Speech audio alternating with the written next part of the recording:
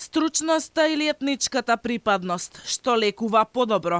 Гостиварската болница очајно има потреба од лекари и медицински сестри, но според огласот само албанци. Трајно вработени се вкупно 25 медицински лица, од нив 24 се со албанска националност, а само еден е македонец.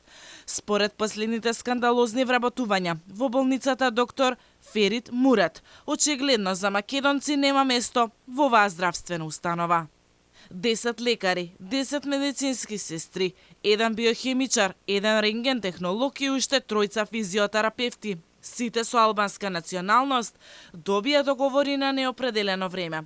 Во списоците кои добија договор на неопределено има само едно македонско име, иако на огласот се пријавиле 8 македонци.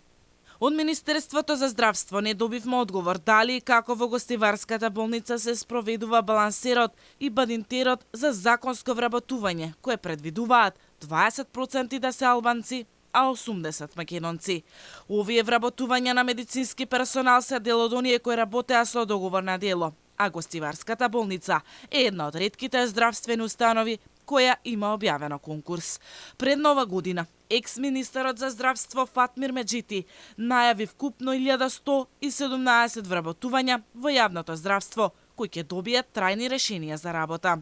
Инаку, огласот во Гостивар е само еден од низата скандалозни предизборни вработувања по националност. Само пред месец и половина, на клиниката за гинекологија и акушерство во Скопје имаше јавен оглас за вработување на доктори, каде што право на пријавување имаа само албанци и турци.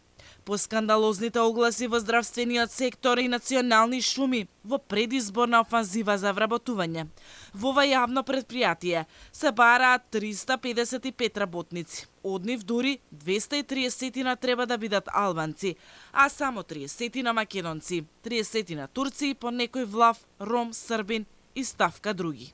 За да работите како шумар, најголеми шанси ќе имате ако по националност сте албанец. Интересно е тоа што се бараат и таму каде што ги нема. Власта не спие предизборно, особено кога треба да се полни администрацијата.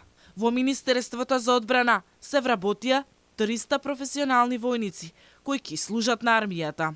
Огласи за вработување имаше речиси во секоја државна установа, во Агенцијата за вработување, во Државната изборна комисија, во Регулаторната за енергетика, Министерството за образование и во други агенции и дирекции. Претходно и ЕСМ влезе во работна офанзива.